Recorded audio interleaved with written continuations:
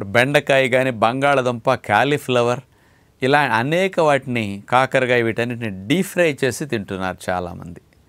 అసలు deep fry చేసినప్పుడు ఏమి నష్టం జరుగుతుందో ఒక్కసారి మీరు ఆలోచించండి. అలాగే అందులో డీప్ ఫ్రై చేయడానికి బజ్జీలు, సమోసాలు, బోండాలు, పునుకులు ఇట్లాంటివి ఎక్కువ వేసి తింటున్నాం కదా. నూనె 260 డిగ్రీలకు వేడికి ఎక్కితే తప్ప మరగదు. ఎక్కువ మంది వాడే ఆయిల్స్ యావరేజ్న 240 నుంచి 260 మధ్యలో ఉంటాయి.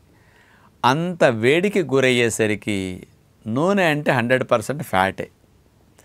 ఈ నూనెలో ఉండే కొవ్వంతా కూడా ఆ వేడెక్కేసరికి 260 డిగ్రీల వేడిలో ఆ కొవ్వంతా చెడ్డ కొవ్వుగా మారిపోతుంది, ట్రాన్స్ ఫ్యాట్గా మారుతుంది, హార్డ్ ఫ్యాట్గా మారుతుంది.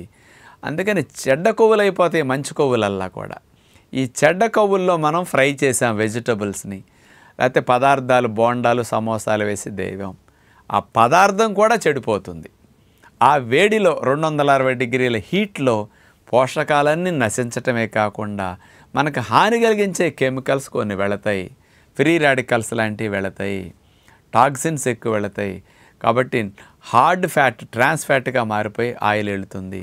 దీనివల్ల పక్షవాతాలు, గుండె జబ్బులు, కొలెస్ట్రాల్ చెడ్డది పెరగటం, రక్తనాళాల ఇన్ఫ్లమేషన్ రావటము, ఏజ్ రాకుండానే క్యాన్సర్స్ ఎక్కువ రావటం, వీటన్నిటికీ మరిగించిన నూనెలో దేవిన డీప్ ఫ్రై ఫుడ్స్ కారణం. కాబట్టి పండగ, పెళ్ళి, శుభకార్యానికి అట్లాంటి వాటిని తినండి, కానీ రోజు డీప్ ఫ్రైలో వాటిని దరిదాపులకు వెళ్లకుండా మానండి అని విజ్ఞప్తి.